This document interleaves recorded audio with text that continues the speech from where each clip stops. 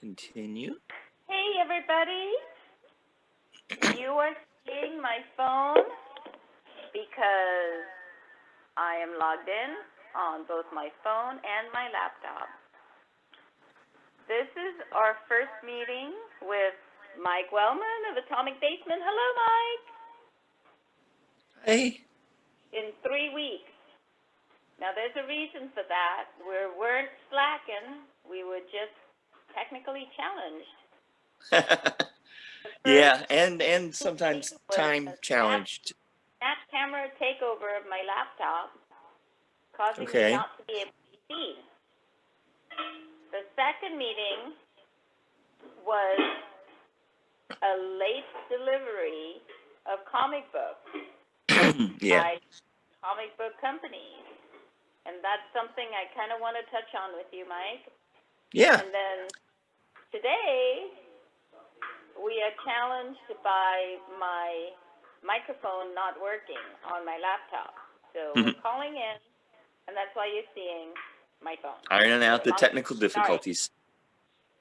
How many people are watching us? Do we have people watching? Say that again? I said, do we have people watching right now? No, because I'm not streaming directly to my channel yet on these calls. So, okay. So this is being recorded for the people who will watch it later. Okay, understood.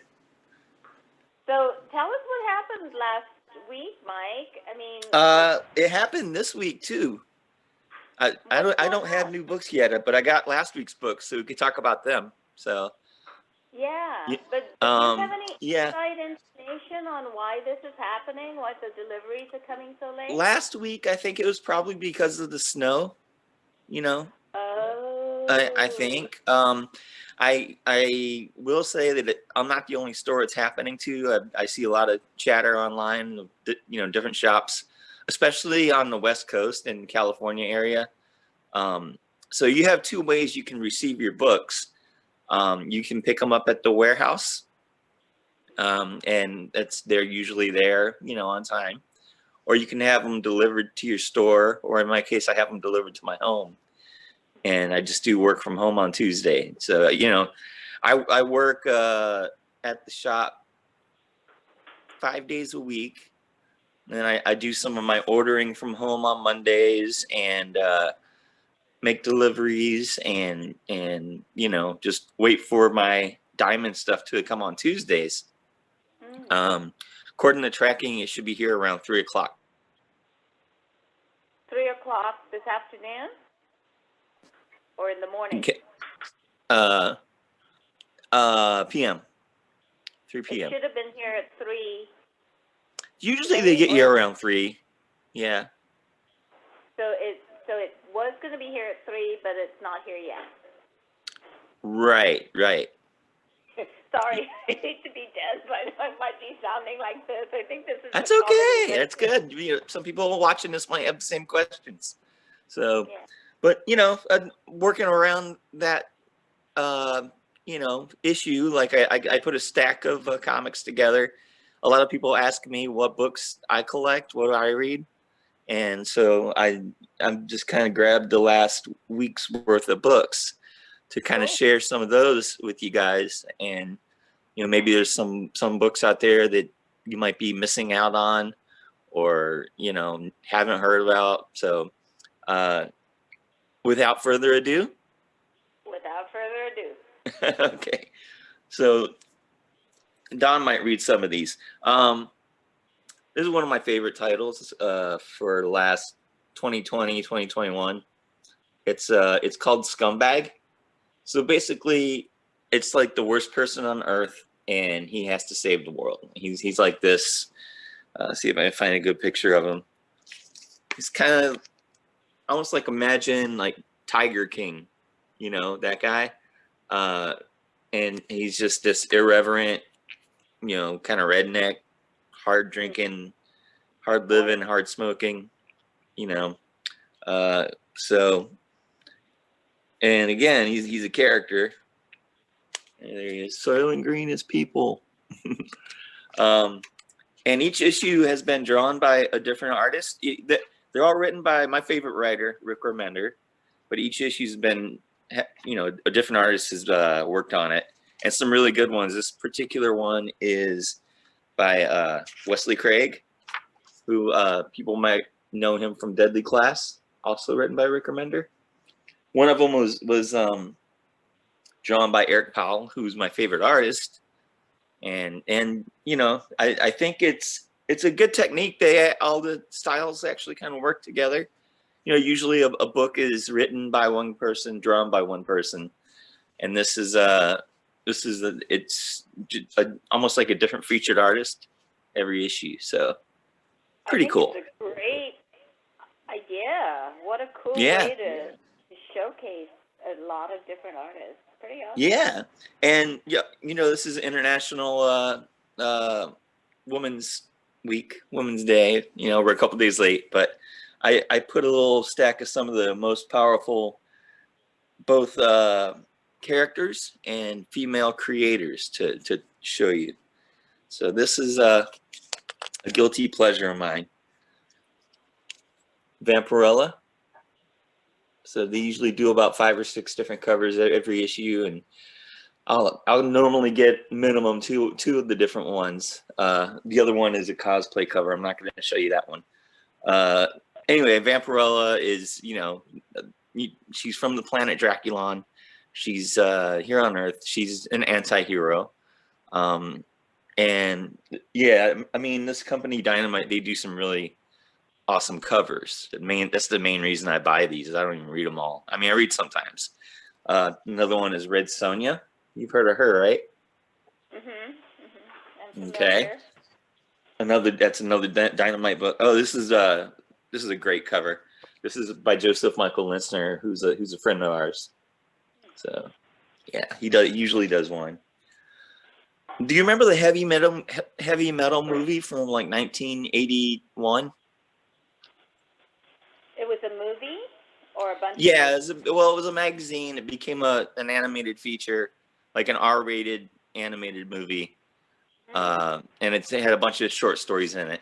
Anyway, one of the short stories is with this character here, Tarna, and she's a warrior woman on another planet, you know, fighting evil and, you know, kicking butt, as you can see. Well, she's kicking a dinosaur or something there. This just came out last week. So DC's kind of doing a not like a massive relaunch, but a soft, because they just came out of this 2-month event called Future State. So now we're getting back to the programming at hand of you know, the regular titles.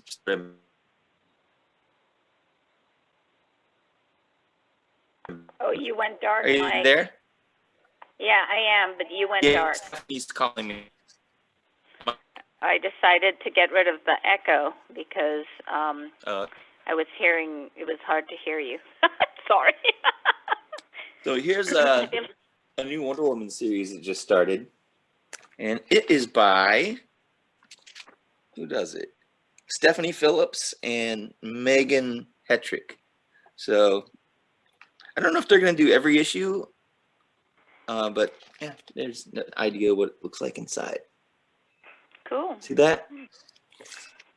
And speaking of strong, powerful women, Don knows who this person is. Peach Momoko. She's a very famous cover artist. Her books are kind of the hottest covers now. Yeah, Peach Momoko. We met her at, yeah. I believe that he has some of her artwork around. Yeah, well, she did our Captain Marvel poster, and we met her at, she came to the Comic Bug like 2 years ago, and before she was as big of a deal as she is now. But now this is her first interiors, so she's drawing the interiors of this, not just the cover. So look at that. Oh, wow, nice. Isn't that cool? Oh, here we have one of her pieces right here. Yeah. Is that an original or is that a print? It's an original. Okay, cool. And then here's another. Oh, wow. And she did this one too? Oh, she did this for Don. You know this character. Yeah. There's the cover to his book when he makes it. I know. I mean, her covers go for like good amounts of money. Maybe we can make Steampunk on the Pike. There you go. I guess that's a no. Maybe not. Yeah. Maybe not. Star Wars High Republic. So this takes place, I guess, an even longer time ago in a galaxy far, far away. And it's kind of the early days of the Jedi. Oh. And in this one, I just got it because I've been collecting all of these. Don knows what a fan of Alex Ross I am. I'm being sarcastic. But he really did a good job on these, and they look really cool when you get them all together. Wow. All the characters. That is a nice looking cover. It was nice, yeah. And then some other DC books, Batman. So, like I said, Batman's been out of commission the last 2 months because they did this alternate reality thing, and now it's back to the regular series. And last but not least is the Swamp Thing. Oh, the Swamp Thing. I'm working on a map. Yeah, Swamp Thing doesn't get as much love as he deserves, I think. And this is drawn by Mike Perkins, who I believe Don is a fan of his art. Mike Perkins. Very good artist, he says. Yeah, he is, and so let him know he's drawing Swamp Thing now. He's drawing Swamp Thing now. Oh, yeah. Yeah. So yeah, that's my stack. Very cool. Which do you think is going to be the most popular of the whole stack that you've shown me, or is that a loaded question? Which pick 3? Probably the Demon Days. Okay, the peach one. Yeah.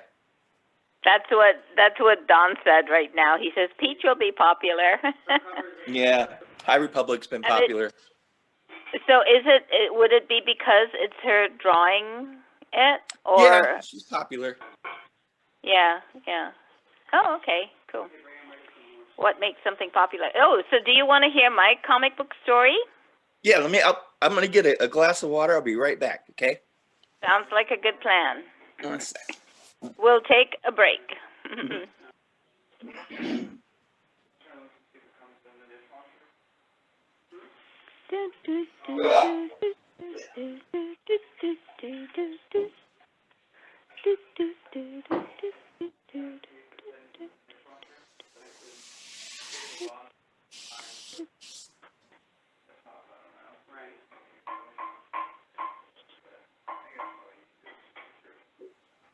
You want me to put these in while some of this in while we do this? Okay. Oh, I want to ask you, Mike, what's that device underneath the Nirvana's pass thing? Yeah, that's a mixer. Oh. Because you play the guitar. Yeah, but from a record player. Oh, okay. Cool. Yeah, I've got guitars. This place is a mess. But anyway. It looks great. Thank you. All right, so my comic book story. I've told this one to Don, and we talked about it a little while ago, so I remembered it. I, as a child, I guess as a lot of children are, was a comic book fan. And I was in the Caribbean, and my mom had a friend we called her Auntie Gloria, because everybody's auntie over there. And we would go there after school to have a safe place to stay. She had a cafe where they sold hamburgers and popcorn and stuff like that, as well as a lot of other things. And strung along the counter, it was an L-shaped counter, were rows and rows of comic books. And so people would buy their comic books, point at them and buy them. Oh, cool. So we would go and we would stay upstairs. You know, we wouldn't be in the area where the customers would be, but we'd be in a room upstairs where they had all of the comic books that either were waiting to be sold or which maybe didn't sell. So I would get my fill of comic books in that upstairs room at Auntie Gloria's Cafe. What were some of your favorites? That is a good question. Well, favorites. I told Dawn a while ago that it was Archie, and I suppose I did really read Archie quite a bit. Yeah. But I did also read the Fantastic Four, and I read those magazines that had stories in them, like the horror magazines. I don't know what they're called, but I just remember doing that. I think those were creepy and eerie. Maybe. And there was some, yeah, I did read Vampirella, and then there were some sort of cowboy-type ones and things like that. So, yeah, I too. You know why they did those magazines as magazines rather than comics, right? There's a reason. Why is that? Because back in those days, we had a thing called the Comics Code. It was like a rating system, and so comics couldn't have certain things in them, you know, like gratuitous violence or, you know, titillating pictures of Vampirella. So in order to get around having the answer to the Comics Code, they published them as magazines as opposed to comics. Oh, you're kidding. So they could get their imagery out there as a magazine and not a comic book. Oh, and I think that like, you know, comics, when back then they were kind of seen as just for kids. So maybe there was an appeal to, you know, to not be on the spinner rack, but be on the newsstand with, you know, the men's magazines and things like that. So, yeah. That's interesting. Well, thanks for that insight. Yeah. I also did read a lot of Mad magazines. So, that's why when one, I think it was in Anaheim, Sergio Aragonés was there. And Don made sure I met him. Aragonés. Aragonés, Sergio Aragonés. I don't want to insult. He's a great guy. Butchering names is my forte. He's very bubbly and fun. He's got to be old too. And he's got a great mustache.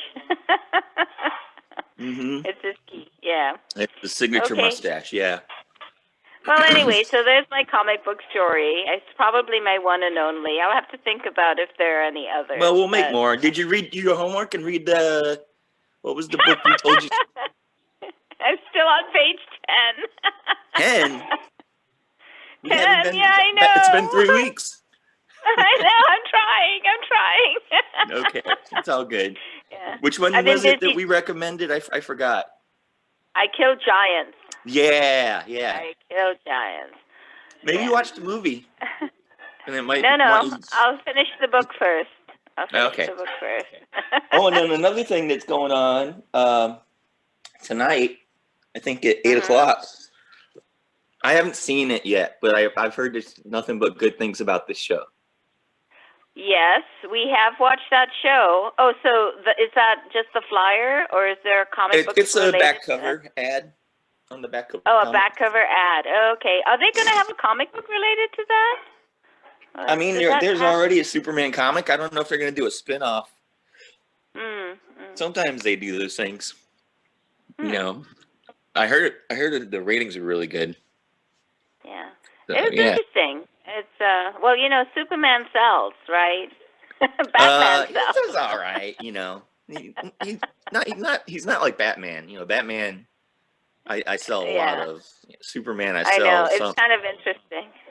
Yeah. I do hear a lot of people, I mean, a lot of kids, and they'll tell you, Batman's my favorite, yeah. Yeah. I actually had one visit the problem with Superman is he doesn't have an edge to him. Like you know, comic book collectors, they like edgy, you know, like Batman or Wolverine, Spawn.